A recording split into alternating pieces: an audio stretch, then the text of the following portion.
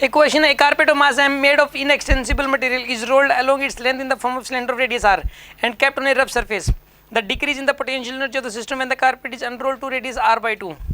देखो आप यहाँ पे जो है ना, इसके अंदर एक कारपेट है, कारपेट है, उसको ऐसे रोल किया हुआ है। कारपेट आई थिंक आप समझते हैं, ठीक है ना। और इसका रेडियस कितना है यहाँ पर, ये आर है, मास का एम है, ठीक है। ऐसे बंडल बना देते हैं, ठीक है। अगर आप शादी पार्टियों में वहाँ कहीं भी जाते हैं तो वो ज़मीन के ऊपर वो जो कारपेट बिछे होते हैं उनको बाद में वो जो पार्टी ख़त्म हो जाती है ना तो उसके बाद उसको रोल किया जाता है ऐसे, ठीक है ना। और रोल करके इस तरीके से बंडल बन जाता है ये वाला, देखा हुआ होगा आप सभी ने, ठीक है ना। सरकारी स्कूलों में भी ऐसे ही होता है। अच्छा अब सुनो, ये भी नहीं होता सरकारी स्कूलों में, नहीं होता, हमारे तो नहीं था ये वाला, प्राइवेट स्कूल में था।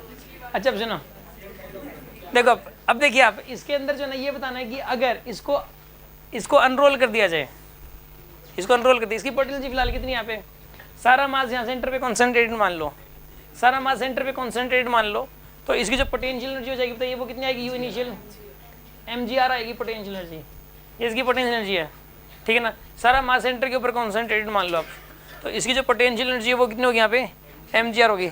अब इसको क्या कर दिया आपने, अनरोल कर दिया इसको, ठीक है ना, इसको अनरोल कर दिया आपने और हाफ हाइट तक हो गया, अभी ये r/2 हाइट तक हो गया। अब इसकी पोटेंशियल एनर्जी बतानी है, आधा अगर जमीन पे पड़ा है उसकी पोटेंशियल जीरो है, जो पार्ट जमीन पे पड़ा हुआ है अभी उसकी पोटेंशियल एनर्जी क्या है यहाँ पे, जीरो की, तो जमीन से कॉन्टैक्ट में रेफरेंस के ऊपर ही है वो तो।